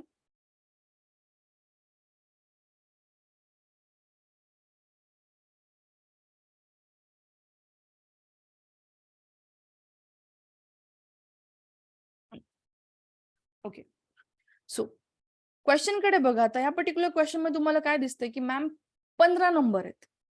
टोटल नंबर किती आहेत, एन ची व्हॅल्यू किती देऊन ठेवली, टोटल एन 15 आहेत. यासोबतच तुम्हाला दुसरी गोष्ट काय दिसते की सुरुवातीच्या 5 नंबरची म्हणजे सुरुवातीच्या N5 नंबर्सची तुम्हाला ऍव्हरेज किती देऊन ठेवली, 14, आणि उरलेल्या 9 नंबर्सची, उरलेल्या 9 संख्यांची 16. तर मिडल नंबर फाइंड आउट करायला सांगितलंय. अर्थामध्ये पहिले 15 नंबर, आता हे पहिले 15 नंबर, या 15 नंबर पैकी पहिले 5 नंबर हे झाले आणि उरलेले 9 नंबर कुठले झालेस मॅम, हे झाले. ठीक आहे, हे समजा उरलेले 9 नंबर आहे, ते सुरुवातीचे 5 नंबर. मध्ये तुमचा एक नंबर सुटतोय, जो इकडे पण इन्व्हॉल्ड नाहीये, इकडे पण इन्व्हॉल्ड नाही. आपल्याला शोधून काढायचंय. कसं शोधून काढणार? ह्या सगळ्याचं ऍव्हरेज घ्या, मायनस ह्या दोन्हीचं ऍव्हरेज करून टाका, तुम्हाला हे नंबर भेटून जाईल. ओके, टोटल ऍव्हरेज मायनस हे दोन ऍव्हरेज करून टाका, तुम्हाला हा मिडल नंबर भेटून जाईल. ठीक आहे, हाच तुम्हाला इथे जो आहे फॉर्मॅट वापरायचंय. तर मला सांगा, ऍव्हरेजचा फॉर्म्युला मी तुम्हाला सांगितलं होतं, average is equals to sum divided by N. तर as per the question average दिलेलं आहे 15 नंबर्सचा ऍव्हरेज काय दिलेलं आहे, 15 दिलेलं आहे. एस डिवायडेड बाय 15 संख्या आहेत तुमच्याकडे टोटल. तर समेशन काय येणार आहे, 15 इंटू 15, 15चा स्क्वेअर काय असतो मॅम, 225. हे झालं समेशन ऑफ द 15 नंबर्स. पहिल्या 5 नंबर्सचं बघूयात आपण. Average is equals to sum divided by n. परत तोच फॉर्म्युला. तर मला सांगा मॅम यामध्ये समचा फॉर्म्युला काय येणार आहे? ऍव्हरेज इंटू एन येणार आहे. तर फर्स्ट 5 नंबर्सचं सम काय येईल मॅम? ऍव्हरेज आहे 14. पहिले 5 नंबर म्हणजे 14 इंटू 5 करा. सिमिलरली लास्ट 9 नंबर्सचं ऍव्हरेज समेशन काय येणार आहे? ऍव्हरेज इंटू एन येणार आहे. ऍव्हरेज आहे 16, टोटल नंबर आहेत 9. हे तुमचं झालं समेशन, राईट. ह्या दोघांना आपण आता हे काय करू? ह्याच्यातून मायनस करू. सो 225, प्लीज लक्ष द्या, 15 नंबरचं समेशन मायनस पहिल्या 5चं समेशन किती आहे? 14 गुणिले 5 प्लस शेवटच्या 9चं किती आहे? 16 गुणिले 9. तर यामध्ये तुमचं कॅल्क्युलेशन येईल 225 मायनस 14 5 जार करा प्लस 16 9 जार येणार आहे 214. कॅल्क्युलेशन येईल तुमचं फायनल 11. समजलं? यामध्ये आपण फक्त ऍव्हरेजच्या बेसिसवरती टोटल क्वेश्चन सॉल्व्ह केला. ऍव्हरेज आणि दुसरा sum is equal to average into n. पहिल्या 15 नंबरचं समेशन काढलं, पहिल्या 5 नंबरचं काढलं, शेवटच्या 9चं काढलं. तर टोटल 15 नंबर मायनस ह्या दोन्हीचंही केल्यावरती आपल्याला मिडल नंबर भेटला. मिडल नंबर आहे 11. Moving on to the next question. आता ह्या क्वेश्चन मध्ये बघा, there are 2 batches, batch A and B. A consists of 36 students and B consists of 44 students. Find the average weight of the whole class. आता बघा, एक class आहे, हा complete class आहे. या कंप्लीट क्लासमध्ये 2 बॅच आहेत. ही आहे बॅच ए, ही आहे बॅच बी. एक कंप्लीट क्लासमध्ये 2 बॅचेस. पहिल्या बॅच मध्ये टोटल विद्यार्थी आहेत 36. दुसऱ्या बॅच मध्ये टोटल विद्यार्थी आहेत 44. सोबतच त्यांनी ऍव्हरेज वेट देऊन ठेवलेला आहे इंडिव्हिज्युअल बॅचचा. पहिल्या बॅचचा ऍव्हरेज वेट किती आहे मॅम? 40 kg. दुसऱ्याचं ऍव्हरेज वेट किती आहे? 35 kg. शोधायला काय सांगितलंय? Average weight of whole class. Complete क्लासचा ऍव्हरेज तुम्हाला काय शोधायला सांगितलंय? वेट शोधायला सांगितलंय. तर या पर्टिक्युलर क्वेश्चन मध्ये बघा, आता आपण यावरून काय शोधू शकतो मॅम? बॅच ए मध्ये टोटल विद्यार्थी आहेत N is equal to 36. Average देऊन ठेवलेला आहे 40. आपण समेशन काढू शकतो. समेशनचा फॉर्म्युला आहे average into N which is equal to 36 into 40. Similarly batch B साठी summation is equal to what? 44 into 35. समजत आहे? समेशनचा formula average into N. Average आहे 35 आणि जे टोटल नंबर ऑफ विद्यार्थी आहेत ते 44 आहे. हे झालं बॅच ए साठी समेशन, हे झालं बॅच बी साठी समेशन. करा कॅल्क्युलेशन. हे येईल 1440 आणि ह्याचा आन्सर येईल 1540. तर मला सांगा, हे झालं समेशन ऑफ बॅच ए आणि बॅच बी. त्याच्यावरून टोटल बॅच किंवा टोटल क्लासचं मी वेट काढू शकते, टोटल समेशन काढू शकते. किती आहे सर? 1440 प्लस 1540. टोटल किती येणार आहे? 2980 kg, राईट. 2980 kg. तर आता मला सांगा, तुम्हाला टोटल क्लासचा समेशन भेटलेला आहे. टोटल क्लासमध्ये विद्यार्थी तुम्ही सांगू शकतो 36 आणि 44. तर टोटल क्लासमध्ये विद्यार्थी किती झाले? 36 प्लस 44, राईट. ऍव्हरेज काय येणार आहे मग? सम भागिले एन. सम काय आली? 2980. टाका ह्याच्या जागी 2980 डिवायडेड बाय एन विद्यार्थी. एन विद्यार्थी म्हणजे 36 प्लस 44. टोटल विद्यार्थी किती झाले तुमच्याकडे? 80. कॅल्क्युलेशन करा. तुमचा आन्सर येईल 37.25 kg. आय होप क्वेश्चन समजला असेल. Okay, so moving on to the next question again of average. अशाच टाईपचा क्वेश्चन आहे. यामध्ये बघा, आता 29 स्टुडंट आहेत. The average age of 29 students is 20. यामध्ये ऍव्हरेज देऊन ठेवलेला आहे, नंबर ऑफ स्टुडंट देऊन ठेवले. तुम्ही समेशन काढू शकता. Summation is equal to average into n. If the age of the teacher is included, then the average increases by 3. Average increases by 3. कधी इन्क्रीज होईल? जेव्हा एक मेंबर ऍड करायलो, एका टीचरला ऍड करायलो. तर मला सांगा, टोटल नंबर ऑफ कॅन्डिडेट मध्ये वाढ दिसत आहे तुम्हाला? टीचर इन्क्रीज होत आहे त्याच्यामध्ये. ठीक आहे, आधी बघा, लक्षात घ्या. आधी विद्यार्थी होते 29. 29चं ऍव्हरेज आलं 20. आता यामध्ये एक टीचरला आपण इन्क्लूड केलं, टोटल कॅन्डिडेट झाले 30. ऍव्हरेज इन्क्रीज होतोय 3 मंथ्सनी. ऍव्हरेज इन्क्रीज होतोय 3 मंथ्सनी. आधी ऍव्हरेज किती होता? 20 इयर्स. आता ऍव्हरेज किती होते? 3 मंथनी वाढत आहे. तर आपल्याला काय शोधायचं आहे? Find the age of the teacher. Okay, तर मला बघा, आधी ऍव्हरेज होतं 20 वर्ष, आता ऍव्हरेज 20 वर्षामध्ये 3 महिने वाढले, 3 मंथ्स वाढले, हे झालं इयर आणि हे झाले months.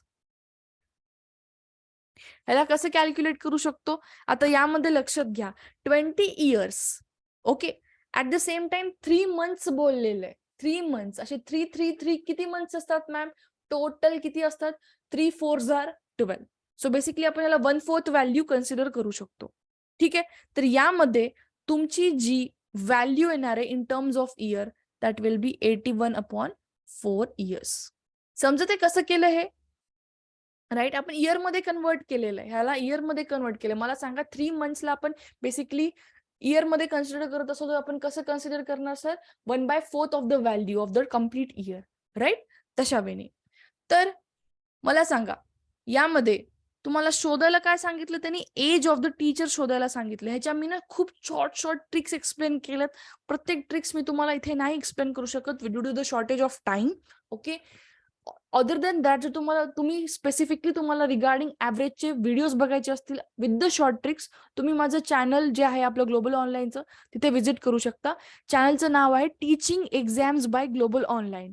Teaching exams by global online. ठीक आहे, ऑल्सो तुम्ही चॅनलला नक्की जे आहे सबस्क्राईब करा, कारण मी आता इथून जे प्रत्येक लाईव्ह लेक्चरमध्ये क्वेश्चन, हायली एक्सपेक्टेड जे क्वेश्चन्स आहेत इच टॉपिक मधले ते घेणार आहे, तर तिथे तुम्हाला त्याचं म्हणजे जे काही इम्पॉर्टन्स आहे ते समजून जाईल. ओके, सो नक्की चॅनलला सबस्क्राईब करा आणि चॅनलमध्ये जे कोणता तुम्हाला व्हिडिओ हवा असेल ते तुम्ही बघू शकता. सगळं डिटेल अनालिसिस आपण घेतलेलं आहे. आता यामध्ये बघा, ऍव्हरेज एज ऑफ, प्लीज कोण लिहितंय स्क्रीनवरती? प्लीज नका करू हे, प्लीज एव्हरीवन. जे कोणी लिहितंय प्लीज स्क्रीनवरती नका लिहू, हे डिस्टर्बन्स क्रिएट करणारे एंड पर्यंत.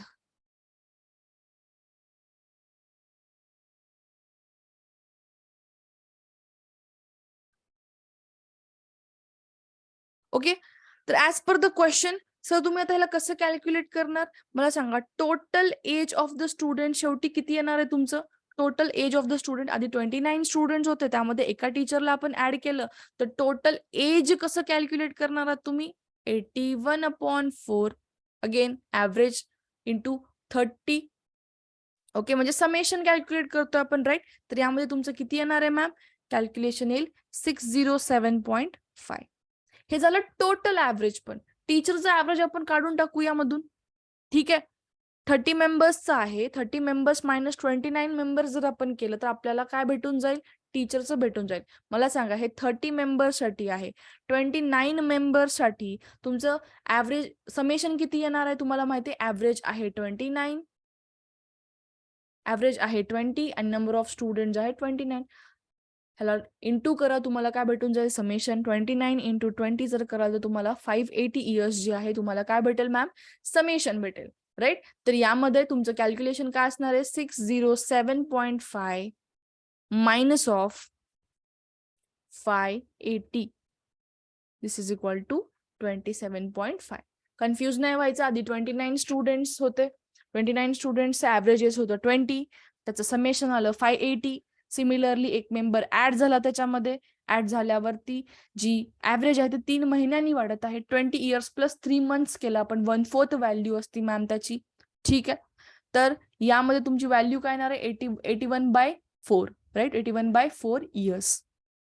तर 30 मंथ्स, 30 विद्यार्थ्यांसाठी किंवा 30 कॅन्डिडेटसाठी जे समेशन येणार आहे 81/4 into 30, this equal to 607.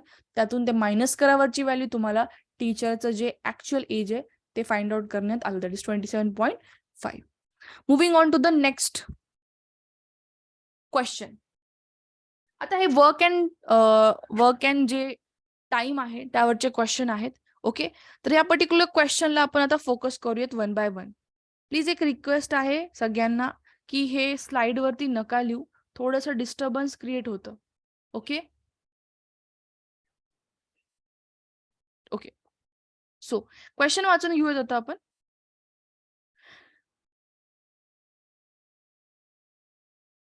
Question is, Rima can complete a piece of work in 12 days while Seema can complete the same work in 18 days. If both are working together, then how many days will be required to finish the work?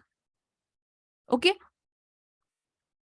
Question काय आहे की एक piece of work आहे ma'am, एक piece of work आहे, जे piece of work जर सीमा केली तर तिला 12 दिवस लागतात, जर रीमानी केलं तर त्याला 18 दिवस लागतात, जर दोघे एकत्र काम करायला लागलं तर त्यांनी किती लवकर ते काम फिनिश करतील, असा क्वेश्चन आहे. एक लक्षात घ्या, तुम्हाला एक छोटी मी ट्रिक इथे एक्सप्लेन करते. जेव्हा केव्हा वर्क वाले क्वेश्चन येतात, यामध्ये तुम्हाला जी व्हेरी फर्स्ट इम्पॉर्टंट गोष्ट जी करायची आहे, that will B, please note it down, important गोष्टी आहेत. ओके. जर समजा एक पीस ऑफ वर्क एक व्यक्ती एन दिवसामध्ये कंप्लीट करत आहे. सिनारिओ समजून घ्या. एखादी व्यक्ती एक पीस ऑफ वर्क एन दिवसामध्ये संपवत असेल तर ती एका दिवसामध्ये किती काम संपवणार आहे सर? एका दिवसामध्ये ती किती काम संपवणार आहे? 1/n. प्रश्नामध्ये तुम्हाला कधीही व्हॅल्यू अशा मेन्शन्ड नसतात. कोणत्या व्हॅल्यू की काय काम आहे, किती मोठं काम आहे, किती छोटं काम आहे, व्हॅल्यू कधीच एक्सप्लेन केलेली नसते. फक्त एवढं सांगतात की हे पीस ऑफ वर्क एन दिवसामध्ये जर कम्प्लीट होत असेल तर एका दिवसामध्ये ती व्यक्ती किती काम करणार आहे सर? 1/n of work. हेच कॉन्सेप्ट तुम्हाला अपकमिंग क्वेश्चन्स मध्ये लावायचे. ठीक आहे, एवढं क्लिअर आहे. मुव्हिंग ऑन, दुसरी जी इम्पॉर्टंट गोष्ट आहे, यामधून आपण काय सांगू शकतो की मॅम नंबर ऑफ डेज एखाद्या व्यक्तीला किती दिवस लागतात एक काम फिनिश करण्यासाठी, आपण काय बोलू? टोटल वर्क भागिले work done in 1 day.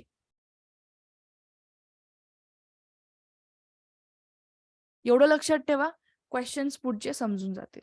Okay. यामध्ये आपण दोन गोष्टी केल्या. काय मॅम? की एन दिवसामध्ये जर एखादं काम आपण संपवत असाल, एखादं काम वाटलंच लिहून घ्या प्लीज. जर एखाद्या व्यक्तीला एन दिवस काम लागत असतील एक काम संपवण्यासाठी एखाद्या व्यक्तीला जर एन दिवस लागत असतील तर एका दिवसात तो किती काम करणार आहे मॅम? एका दिवसात तो किती काम करणार आहे? 1/n. Right. Similarly number of days किती लागत आहेत एक कंप्लीट काम संपवण्यासाठी जर असं विचारलं तर total work upon work done in 1 day असं करायचंय तुम्हाला. ओके. सो क्वेश्चन बघा आता.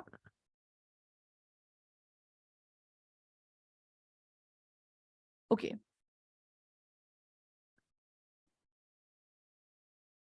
आताच आपण स्टडी केलं काय की रीमा, आता इथं कोण दिले? रीमा 12 दिवसामध्ये एक काम करत आहे. कामाचं मेन्शन केलंय का? इथे नाही. फक्त रीमा 12 दिवसामध्ये एक काम फिनिश करत आहे. तर मला सांगा ती एका दिवसामध्ये किती काम फिनिश करणार आहे? एका दिवसामध्ये ती किती काम फिनिश करेल? 1/12 काम ती फिनिश करेल. म्हणजे एका दिवसाचं काम किती आहे रीमाचं? 1/12. सिमिलरली सीमा एक काम 18 दिवसामध्ये फिनिश करत आहे, 18 डेज मध्ये फिनिश करत आहे. तर मॅडम तिचं 1 डे वर्क किती असणार? एका दिवसाचं काम किती असणार आहे? 1/18. एवढी कॉन्सेप्ट जर तुम्हाला समजली तर मी तुम्हाला गॅरंटी देतो तुम्ही वर्क अँड टाइम वरचे क्वेश्चन्स इझिली सॉल्व्ह करू शकता. ठीक आहे.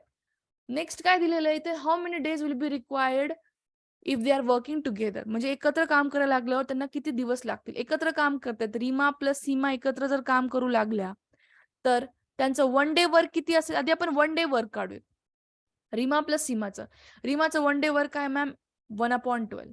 सीमाचं 1 डे वर्क किती आहे? 1/18.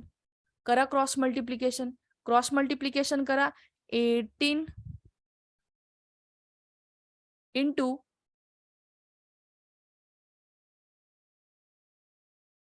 किंवा असं करू शकता. आपण 1 डे वर्क शोधतोय राईट. Plus 12/12 into 18. यामध्ये मी काय केलं? बेसिकली दोघांचे डिनॉमिनेटर सेम करण्यासाठी मल्टिप्लिकेशन घेऊन टाकलं आणि वरच्या साईडला 18 इकडच्या साईडला +12 केलंय. ठीक आहे. कन्फ्युज नाही व्हायचं मॅमनी काय केलं म्हणून. ठीक आहे. यामध्ये तुमचं कॅल्क्युलेशन काय येणार आहे? 18 + 12 is 0 and 30 right. And 12 8s are 96 carried 9, 12 1s are 12 and 9. This is 21. Right. 30/216 तुमचं काय येणार आहे calculation? 3 7s are 21 okay, point द्या. 3 2 जार 6. सो तुमचा आन्सर काय येणार आहे 7.2. पॉइंट का दिला आपण, हे बेसिकली 0 जो आहे तो कन्सिडर केलेला, राईट. सो 1/7.2 तुमचं आन्सर येणार आहे. तर हे काय झालं मॅम, तुमचं रीमाचं आणि सीमाचं एका दिवसाचं काम झालं. एका दिवसाचं काम काय झालं, 1/7.2 1 डेचं वर्क. तर मला सांगा त्यांचं वर्क किती दिवसात फिनिश होईल. मी तुम्हाला आत्ताच सांगितलंय, काय एक्सप्लेन केलं यामध्ये बघा, की 1 डेचं वर्क जर 1/n वर्क असेल तर टोटल डेज किती लागत आहेत फिनिश करण्यासाठी, total work upon work done in 1 day. किंवा आपण तुम्ही सरळ काय कन्सिडर करू शकतो मॅम, एन काय आहे, टोटल वर्क आहे, नंबर ऑफ डेज जे वर्क कम्प्लीट करण्यासाठी, आणि एका दिवसाचं काम किती आहे 1/n आहे. सो ऍज पर दिस क्वेश्चन यामध्ये जर 1/n ची व्हॅल्यू 1/7.2 असेल तर n ची व्हॅल्यू म्हणजे नंबर ऑफ डेज रीमा आणि सीमा जे घेतील काम फिनिश करण्यासाठी ते किती असणार आहे सर, 7.2 डेज. क्वेश्चन समजला. रीमाचे 12 दिवस, सीमाचे 18 दिवस. एका दिवसाचं काम रीमाचं 1/12, सीमाचं 1/18. तर रीमा आणि सीमा जर एकत्र काम करू लागल्या तर एका दिवसात ते किती काम फिनिश करतील, 1/12 प्लस 1/18. ओके, तर यामध्ये आपण काय केलं, 1/n ची व्हॅल्यू शोधली, जी आली 1/7.2. आपल्याला काय पाहिजे, n ची व्हॅल्यू पाहिजे. n ची व्हॅल्यू म्हणजे काय असते, कधी लक्षात घ्या, n ची व्हॅल्यू म्हणजे टोटल नंबर ऑफ डेज जे काम करण्यासाठी लागत असतील, अँड 1/n म्हणजे व्हॅल्यू काय असते, एका दिवसाचं तुमचं काम. ठीक आहे. So moving on to the next question. 2 painters P1 and P2 paint the bungalow in 3 days. If P1 alone can paint the bungalow in 12 days, in how many days can P2 alone complete the same paint work? ठीक आहे. Question काय दिले, 2 painter आहेत, एकाला जे दोघं जर एकत्र काम करायला लागले तर त्याने 3 दिवसामध्ये करतात, 3 दिवसामध्ये काम फिनिश करतात. सोबतच जर P1 एकटा करू लागला तर P1 ला 12 दिवस लागतात, तर P2 ला किती दिवस लागतील तेच सेम काम फिनिश करण्यासाठी एकट्याला. क्वेश्चन समजून घेऊयात आधी. मला सांगा, P1 आणि P2 चं P1 प्लस P2 जर एकत्र काम करू लागले तर ते 3 दिवसामध्ये फिनिश करतील मॅडम. तर P1 आणि P2 चं 1 डे वर्क किती असणार आहे, एका दिवसाचं काम किती असणार आहे, 1/3. हे एक्सप्लेन केलं मी तुम्हाला, राईट. आता सांगा मला, यामध्ये P1 जर काम केला मॅम तर त्याला 12 दिवस लागतात, 12 डेज लागतात. तर P1 चं एका दिवसाचं काम किती असणार आहे मॅम, 1/12 एका दिवसाचं काम आहे हे. ठीक आहे. आता मी काय करते, लक्ष द्या. आपल्याला शोधायचं काय, P2चं काय शोधायचं सर, तो किती दिवसात फिनिश करेल, म्हणजे n ची व्हॅल्यू शोधायची, n ची व्हॅल्यू शोधायची आपल्याला. पण आधी आपण काय कन्सिडर करू, 1/n शोधून काढू, मग आपण n इझिली शोधून काढू शकतो. आता बघा, P2 इज इक्वल टू, दोघांना एकत्र काम करायला किती लागतात, 3 दिवस लागतात, एका दिवसात ते 1/3 करतात, मायनस 1/12. असं का घेतलं मॅडम, लक्षात घ्या. P2चं काम शोधायचं आहे आपल्याला. P1 आणि P2चं काम दिलेलं आहे 3 दिवसाचं, P1चं काम दिलेलं आहे. तर मी काय करू शकते, P1 प्लस P2ला जेवढा काही टाइम रिक्वायर्ड आहे त्याच्यामधून P2चं मायनस करू शकते, P1चं मायनस करू शकते, मला इझिली P2चं भेटून जाईल, राईट. तर यामध्ये मी काय करेल, परत डिनॉमिनेटर सारखा करायचा प्रयत्न करेल, वरती 4 - 1 करेल. कसं काय केलं, राईट. जसं की लास्ट क्वेश्चन मध्ये पण आपण बघितलं होतं, आपल्याला काय करायचं, डिनॉमिनेटर सारखं करायचं, 3 4 जर करायचं, 4 जर करा वाटलंच. ठीक आहे, अशा पद्धतीने लक्षात ठेवू शकता. इथे येईल 3/12, तुमचा आन्सर येईल 1/4. आन्सर 1/4 कशाचं आलं, P2चं 1 डे वर्क आलं मॅम, एका दिवसाचं काम आहे. तर मला सांगा, P2चं जर एका दिवसाचं काम 1/4 असेल तर P2 किती दिवसात काम फिनिश करेल, त्याचा रेसिप्रोकल घ्या मॅम, म्हणजे 4 दिवसामध्ये. क्वेश्चन समजला असेल, I hope. Moving on to the next question. Pooja is twice as efficient as Aarti and takes 90 days less than that of the Aarti to complete the job. Find the time in which they can finish the job. Okay. Question आहे की पूजा जी आहे ती आरतीपेक्षा जास्त efficient आहे. किती जास्त efficient आहे, double efficient म्हणजे ती दुप्पट कार्यक्षमता ठेवते ती, राईट. समजा ती 90 डे लेस काम करत असेल कोणापेक्षा, आरतीपेक्षा, टू कम्प्लीट द जॉब. म्हणजे तिला फॉर एक्झाम्पल आपण असं बोलू शकतो की पूजाला जर 10 दिवस लागत असतील एक काम फिनिश करायला तर आरतीला त्याच्यापेक्षा डबल लागतात. किती लागत आहेत आरतीला? 20 दिवस लागत आहेत. ओके. प्रश्न काय विचारला यामध्ये की find the time in which they can finish the job together. Together जर त्या काम करायला लागल्या, एकत्र जर काम करायला लागल्या, ते किती दिवसामध्ये काम फिनिश करतील. क्वेश्चन समजण्याच्या पूर्वी आपण एक गोष्ट इथे अज्युम करूयात. Let Pooja complete jobs in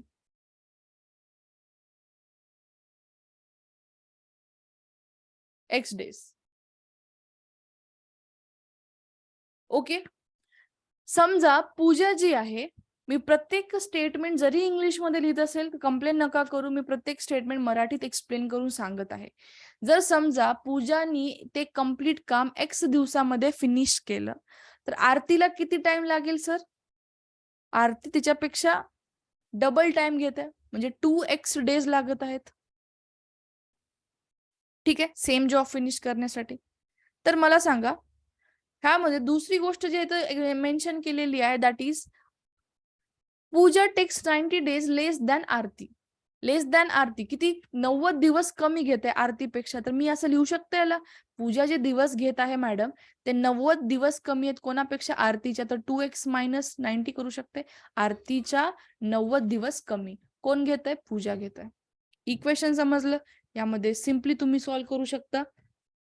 value of x calculate करा. ठीक आहे. काय येणार आहे? ही 90 ची व्हॅल्यू आपण इकडून घेऊन जाऊ, -90 + 90 होईल आणि हे एक्स ची व्हॅल्यू इकडे घेऊन येऊ. एक्स ची व्हॅल्यू किती येईल मग मॅम? याला करा वाटलं तुम्हाला एकदम सांगते मी व्यवस्थित. 90 इज इक्वल टू हे 90 इकडे घेऊन गेले +90 झालं. ठीक आहे. 2x - x आहे सर. तर एक्स ची व्हॅल्यू किती आली सर? एक्स ची व्हॅल्यू आली 90. एक्स ची व्हॅल्यू जर 90 आली तर मला सांगा 2x ची व्हॅल्यू किती आली सर? 180. हे काय आहे? Total days required for individual doing there job. म्हणजे पूजाला 90 दिवस लागतात, तर आरतीला किती लागतात? 180 दिवस लागतात काम फिनिश करण्यासाठी. तर मला सांगा, आता आपण त्यांचं 1 डे वर्क काढू शकतो. 1 डे वर्क काय येणार आहे मॅम? पूजासाठी 1 डे वर्क काय येईल? पूजासाठी 1 डे वर्क येईल 1/90. हे 1 डे वर्क आहे. सिमिलरली आरतीसाठी 1 डे वर्क काय येईल मॅम? 1/180. ओके. तर या पर्टिक्युलर क्वेश्चन मध्ये एका दिवसाचं काम दोघी जर एकत्र काम करायला लागल्या, पूजा आणि आरतीचा, आपण 1 डे वर्क काढू शकतो. कसं मॅम? 1/90 + 1/180. सिंपल आहे. 9 2 जर करा, खाली 2 नी मल्टिप्लाय केलं, वरती पण 2 नी. वर काय येणार आहे? 2/180 येणार आहे. राईट. 2/180 + 1/180 इज 3/180. हे काय झालं सर तुमचं? हे काय झालं तुमचं? 1 डे वर्क झालं. पूजा आणि आरतीचं एका दिवसाचं काम. ह्याचा रेसिप्रोकल घ्या, तुम्हाला कंप्लीट वर्क किती दिवसात फिनिश करते ते भेटून जाईल. ओके. 180/3. आन्सर काय येईल तुमचं? 60. सो 60 दिवस लागणार आहे. जर दोघी एकत्र काम केलं तर त्यांनी 60 दिवसामध्ये फिनिश करणार आहे. तुम्हाला लक्षात येत असेल की आपण x किंवा 1/x, ठीक आहे, x म्हणजे total number of days required to finish the work. 1/x म्हणजे काय? The amount of work done in x days. असा जर सिनॅरिओ असेल तर त्यामध्ये कशा टाईपनी आपण क्वेश्चन सॉल्व्ह करतोय, पूर्ण टॉपिक कव्हर होतोय, तुमच्या लक्षात येत असेल. ठीक आहे. आता दुसरा इम्पॉर्टंट टॉपिक आहे जे students last even crash course मध्ये बोलत होते मला घ्यायला, that was speed, distance and time. So आता आपण ते कव्हर करूयात.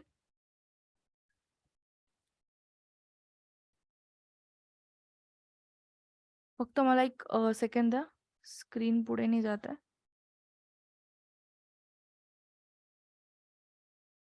Okay, fine.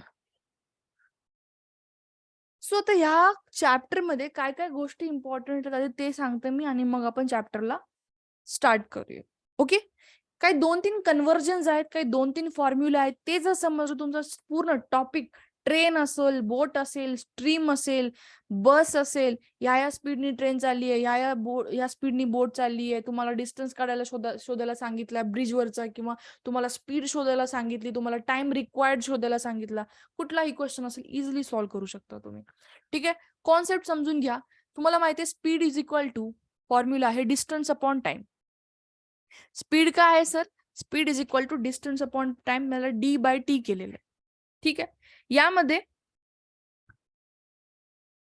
दुसरा इम्पॉर्टंट जो फॉर्म्युला मी सांगत आहे ते थोडंसं तुम्हाला आधी सिनारिओ समजावा लागेल.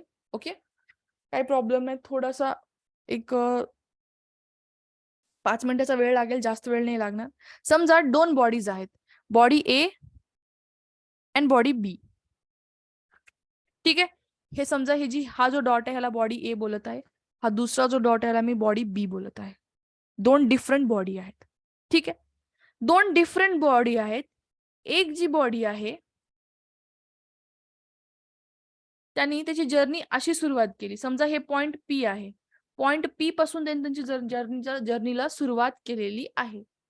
पॉइंट पी पासून ए बॉडी जर्नी सुरुवात करतो, तर पॉइंट क्यू पासून बी बॉडी जर्नी सुरुवात करत आहे पॉइंट क्यू पासून. ठीक आहे. 2 डिफरंट बॉडी आहेत. ए अँड बी काय आहेत मॅम? बॉडी आहेत. A and B bodies point P आणि क्यूच्या मध्ये दोघं काय करतात? ट्रॅव्हल करतात. ए ची सुरुवात कुठून झाली? पी पासनं. बी ची सुरुवात झाली क्यू पासनं. दोघं एकमेकांच्या अगेन्स्ट आले. ठीक आहे. अँड दोघं एकमेकांना आता क्रॉस करणार आहेत. एका पर्टिक्युलर टाइमला दोघं एकमेकाला क्रॉस करणार आहेत. फॉर एक्झाम्पल तो जो टाइम आहे जेव्हा ते क्रॉस करणार असतील, that is TA and TB. Please हे थोडं लक्षात घ्या, जो डिरेक्ट क्वेश्चन येऊ शकतो. 2 डिफरंट बॉडीज आहेत, बॉडी ए बॉडी बी, दोघं एकमेकांना क्रॉस करतात. ठीक आहे. क्रॉस करण्याचा जो टायमिंग आहे, ज्या टाइमला ते एकमेकांना क्रॉस करत आहेत, दॅट इज समजा TA अँड TB. तर यामध्ये या दोघांची स्पीड शोधायला सांगतात. Body A and body B ची स्पीड शोधायला सांगतात. तर याचा फॉर्म्युला असणार आहे स्पीडसाठी √ऑफ TB by √of TA. Formula समजला? सिनॅरिओ समजत आहे? 2 डिफरंट बॉडीज आहेत, बॉडी ए बॉडी बी, एकमेकांना क्रॉस करतात. क्रॉसिंगचा जो टाइम आहे तो TA अँड TB दिलेला आहे क्रॉस करण्याचा. सोबत त्यांनी आपल्याला विचारू शकतात की स्पीड रिक्वायर्ड फॉर किंवा speed taken by body A and body B is √of TB divided by √of TA. ठीक आहे. Please give me a minute please, 1 second.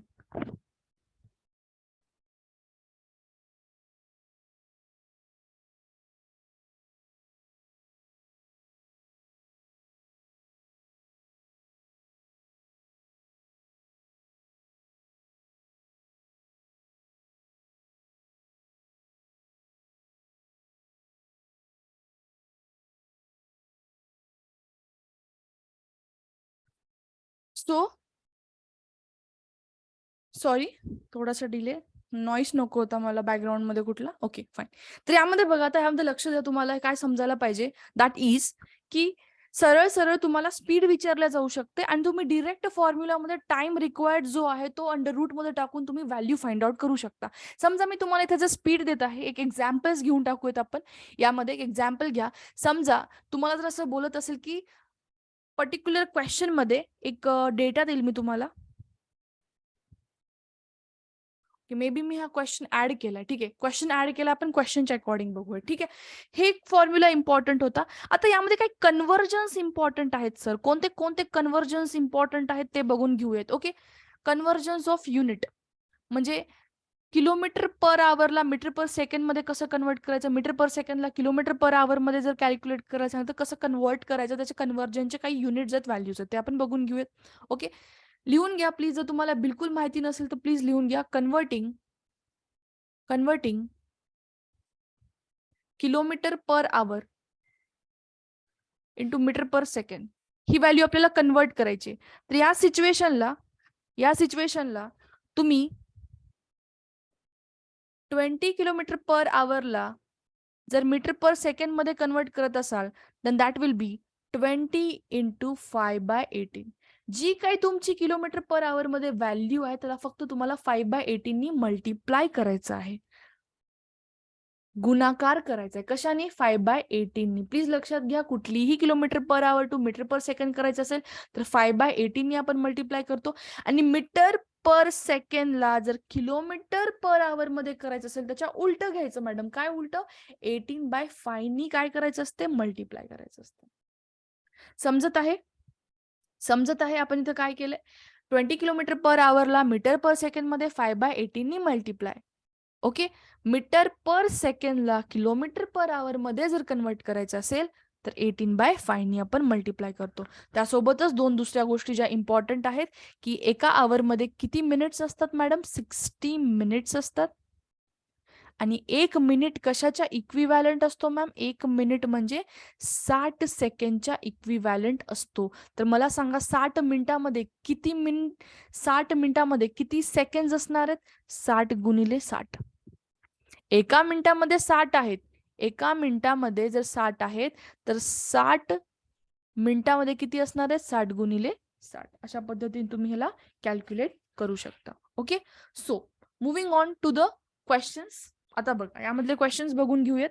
How many seconds does Pooja takes to cover a distance of? एकदम सोपा question आहे, याच्यात काहीच नाही. याच्यामध्ये काय दिलेलं बघा. पूजा किती टाइम लावणार आहे, किती सेकंड्सचा time to cover a distance of? Distance दिलेला आहे 500 मीटर. डिस्टन्स आहे 500 मीटर.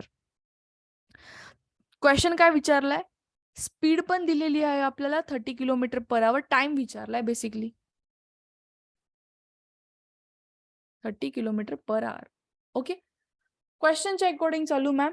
आता यामध्ये तुम्हाला फॉर एक्झाम्पल जर ऑप्शन असे दिलेले असतील 60 सेकंड्स, 82 सेकंड्स, म्हणजे बेसिकली ऑप्शन्स तुम्हाला सेकंड्स मध्ये दिलेले असतील. पण व्हॅल्यू डेटा प्रश्नामध्ये किलोमीटर पर आवर मध्ये दिलाय. किलोमीटर पर आवरला आपण मीटर पर सेकंड मध्ये कन्वर्ट करू शकतो? करू शकतो. कसं करू शकतो? आता शिकलो. कसं करू शकतो मॅम? 5/18 नी मल्टिप्लाय करा. 5/18 नी मल्टिप्लाय केलं आपल्याला मीटर पर सेकंड मध्ये व्हॅल्यू भेटते. That will be 75/9 metre per second. So यामध्ये आपल्याला भेटला speed in metre per second. आपल्याला माहिती आहे speed is equal to distance upon time. शोधायचं काय आहे सर? टाइम. टाइम काय येणार आहे मग?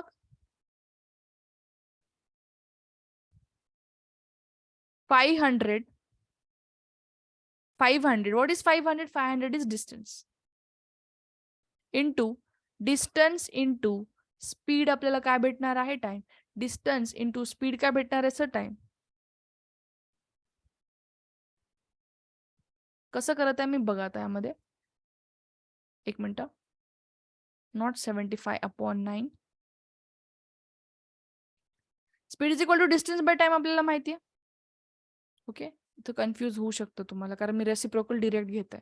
असं मला नाही सांगायला पाहिजे. बघा आता आपल्याला शोधायचा टाइम मॅडम. शोधायचा टाइम. सो टाइम काय येणार आहे? डिस्टन्स अपॉन स्पीड येणार आहे. तर मी इथे काय करत आहे बघा. डिस्टन्स जे आहे जसं तसं 500 दिलं. आपल्याला स्पीड माहिती आहे. इथे डिवाइड बाय 75.9 करण्यापेक्षा मी याला काय करत आहे? रेसिप्रोकल घेत आहे. इंटू घेऊन 9/75 करत आहे. म्हणजे time is equal to what? Time is equal to what? Distance by speed 500/75/9. 75/9 ला मी 9/75 घेऊ शकते. इंटू 9/75. राईट. करा कॅल्क्युलेशन. आन्सर येईल 60 seconds. Cool. Moving on to the next question. A cyclist covered a distance of 800 meters. Okay. And the time given is 4 minutes and 20 seconds. What is the speed in kilometer per hour of the cyclist? आता हा question खूप simple आहे. परत same formula वापरायचा आपल्याला sir. यामध्ये काय वापरायचं आहे? लक्षात घ्या. Speed is equal to distance upon time. So time किती दिलेला आहे? 4 मिनिट 20 सेकंड. आता मी 4 मिनिट 20 सेकंड सोबत काय करते लक्षात घ्या. कंप्लीट सेकंड्स मध्ये कन्वर्ट करते. एका मिनिटामध्ये 60 सेकंद असतात बरोबर. तर 4 मिनिटामध्ये किती सेकंड असणार आहे? 60 सेकंड्स प्लस 20 सेकंड करेल. 4 6 24 प्लस 20 म्हणजे 260 सेकंड येणार आहे तुमचे 260 सेकंड्स. राईट. सो 260 सेकंड्सला मी कशी कन्वर्ट केली? बेसिकली 4 मिनिट्स 20 सेकंडला 260 सेकंड्स मध्ये कन्वर्ट केले कारण मला आन्सर पाहिजे सेकंड्स मध्ये. कारण ह्याचं जे ऑप्शन आहे ओके त्याच्या अकॉर्डिंग आपल्याला चालायचं. 4 मिनिट्स 20 सेकंड. आता बघा यामध्ये आपण काय करणार? Speed is equal to ma'am. So sorry. Speed is equal to distance upon time. Distance किती आहे? 800 मीटर. टाइम किती दिलेला आहे?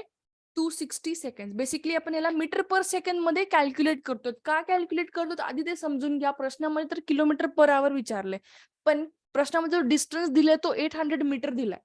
तर आपण आधी मीटर पर सेकंड मध्ये कॅल्क्युलेट करू व्हॅल्यू, आणि metre per second to kilometre per hour आपल्याला तर करता येतं. ठीक आहे, 800 बाय 260 करा. तुमचं जे कॅल्क्युलेशन येईल that will be 3.07 metre per सेकंड. आता मीटर पर सेकंडची किलोमीटर पर आवर मध्ये न्यायची असेल आपण काय करतो? 3.07 इंटू 18 गुणिले 5 करतो, 18 भागिले 5 सॉरी. कॅल्क्युलेशन तुमचं येणार आहे 11.05 kilometre per our is the speed. काय केलं मॅम? एक लक्षात घ्यायचं, जेव्हा केव्हा डिस्टन्स मीटर्स मध्ये दिलेला असेल, टाइम तुम्ही सेकंड्स मध्ये कॅल्क्युलेट करू शकता. मिनिट मध्ये जरी दिलेला असेल, आधी काय करायचं? मीटर पर सेकंड मध्ये कॅल्क्युलेट करायचं. Metre per second to kilometre per hour जायला काही वेळ नाही लागत. 18/5 करायचं. तुमचं कॅल्क्युलेशन पण खूप सोपं जाईल. ठीक आहे, अशा पद्धतीने तुम्हाला हा क्वेश्चन सॉल्व्ह करायचा आहे.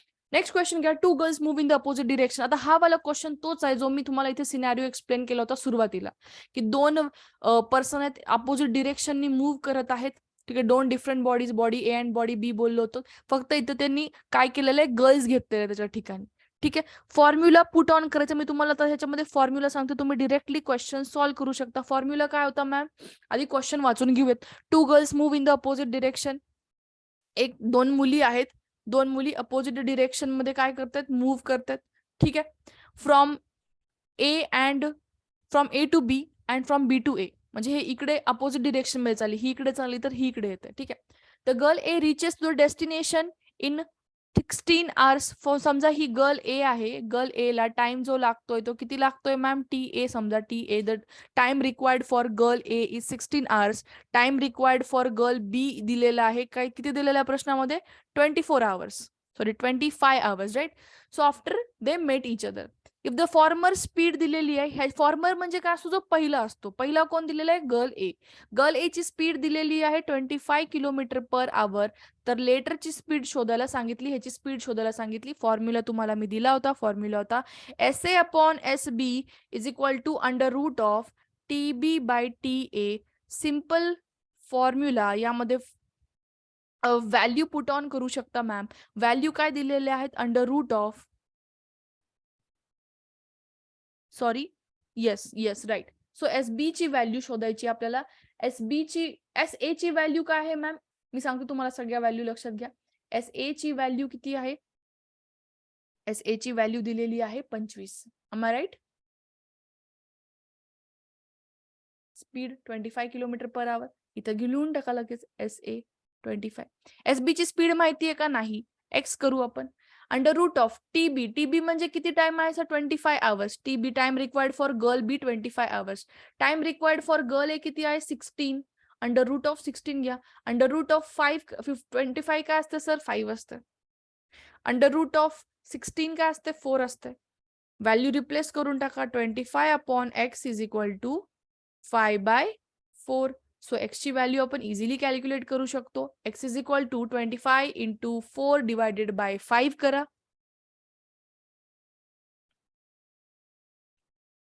5 5 जा 25. तुमचा आन्सर काय येणार आहे? 20. आय होप तुम्हाला हे समजलं असेल. ठीक आहे, या क्वेश्चन मध्ये आपण डिरेक्ट फॉर्म्युला पुट केला, डिरेक्ट व्हॅल्यू डिराईव्ह केली. ओके, सो हा जो टॉपिक होता तो थोडासा आपण निष्काळजीपणा करतो, बट ह्याला थोडंसं स्ट्रेस दिलं तर तुम्ही हे क्वेश्चन्स इझिली सॉल्व्ह करू शकता. अँड आय मेक शुअर की हे जे अपकमिंग रॅपिड सेशन सिरीज असणार आहे आपली, जी मी घेणार आहे युट्यूब चॅनलवरती, त्यामध्ये 100% प्रत्येक टाईपचा क्वेश्चन, प्रत्येक टॉपिक, एव्हरीथिंग रिगार्डिंग सिलोजिझम असेल किंवा रिगार्डिंग वेन डायग्राम असतील, माझ्याकडे जेवढे युनिट्स असतील आय मेक शुअर की ते युनिट्स मधले क्वेश्चन तुमचे एकदम मॅक्सिमम कव्हर होतील. फक्त एक गोष्टीचं तुम्ही काळजी घ्या की जे काही अपडेट्स आहेत ते प्रॉपर रीच आउट करण्यासाठी एकतर व्हॉट्सअप ग्रुप चेक करा, at the same time YouTube चॅनलवरती तुम्ही सबस्क्राईब करून ठेवा. ठीक आहे, तिथे तुम्ही सबस्क्राईब केलं तुम्हाला जे आहे इझिली नोटिफिकेशन भेटून जाईल. ऍट सेम टाइम तुम्हाला जर डिटेल अनालिसिस पाहिजे असेल कुठल्या टॉपिकचे तर तुम्ही माझे प्रिव्हियस व्हिडिओज पण जे आहे बघू शकता. आता टॉपिक येतो series blood relation. Okay, series आणि ब्लड रिलेशन हे असे टॉपिक्स आहेत जे मी ऑलरेडी मागच्या प्रिव्हियस याच्यामध्ये डिस्कस केलेले आहेत आणि सोपे टॉपिक आहेत, म्हणून मी हा थोडंसं नंतरचा वेटेज दिला. का? कारण मला डेटा इंटरप्रिटेशन मध्ये मी चेक केलं की भरपूर स्टुडंटचं पर्सेंटेज असेल, ऍव्हरेज असेल, थोडंसं कच्चं आहे, म्हणून मी त्याला इम्पॉर्टन्स प्रायोरिटी दिली. सिरीज टॉपिक असेल, सिरीज मधून कंपल्सरी 1 ते 2 क्वेश्चन मिनिमम विचारले जातात. ठीक आहे, तर तिथे मी काही क्वेश्चन्स डिस्प्ले केलेले आहेत. हे क्वेश्चन्स तुम्हाला मी ॲज अ होमवर्क देत आहे सॉल्व्ह करण्यासाठी, because we are running out of the time now. Okay, तरी मी प्रयत्न करते आता हे क्वेश्चन्स आपण पटपट सॉल्व्ह करायचे. आणि ब्लड रिलेशनचा तुम्हाला मी कॉन्सेप्ट जो आहे तो मी लॉजिकल रिझनिंगच्या टॉपिकमध्ये एक्सप्लेन करेल. ओके, की कशा पद्धतीने शॉर्ट ट्रिक्सनी ब्लड रिलेशनचे क्वेश्चन सोडवायचे. इफ नॉट पॉसिबल तुम्ही परत युट्यूबवरचे माझे व्हिडिओज बघू शकता, बट होईल तितके टॉपिक्स पॉसिबल कमी टाइम मध्ये ते मी टॉपिक्स इथे घेतलेले आहेत. ठीक आहे, आता व्हेरी फर्स्ट क्वेश्चन बघा. आता प्रयत्न करा ह्या क्वेश्चन सॉल्व्ह करण्याचा. ओके, ठीक आहे.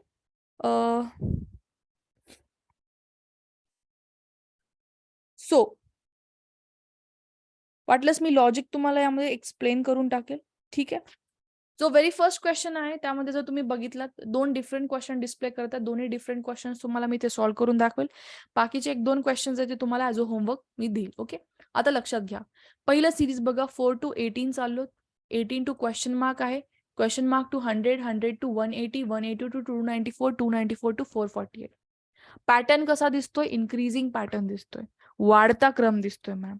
ओके, पहिली गोष्ट तर वाढता क्रम दिसतोय.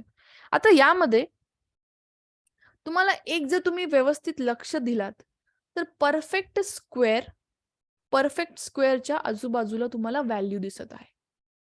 जसं की 2चं परफेक्ट स्क्वेअर आपण बघितलं तर काय ते 4 येत आहे. सोबतच 4चं जर परफेक्ट स्क्वेअर बघितलं आपलं 16 येतंय. ठीक आहे, आणि त्याच्यातून जर 2 मायनस आउट केलं तर 18 बेसिकली येत आहे. ठीक आहे, म्हणजे काहीतरी लॉजिक 100% स्क्वेअर सुद्धा 100% आहेच.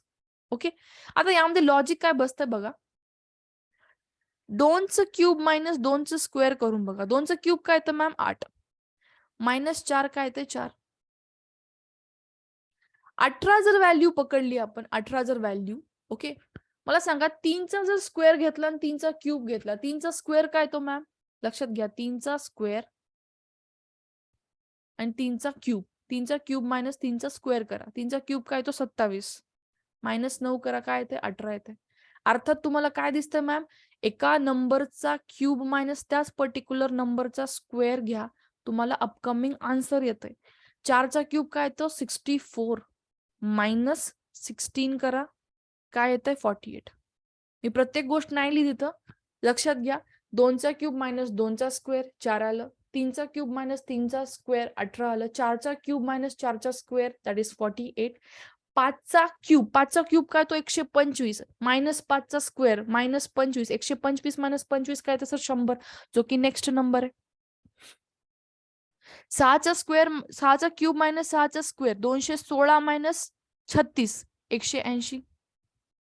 7चा क्यूब काय तो? 343.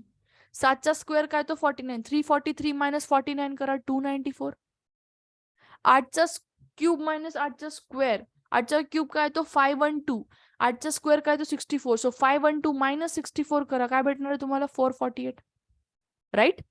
सर यामध्ये मिसिंग नंबर काय दिसतंय तुम्हाला? सर यामध्ये मिसिंग नंबर काय दिसतंय? मिसिंग नंबर काय दिसतंय यामध्ये? येस, मिसिंग नंबर शोधायचा आहे. सिरीज कडे जर व्यवस्थित बघितलं तुम्ही, 4 आहे, 18 आहे.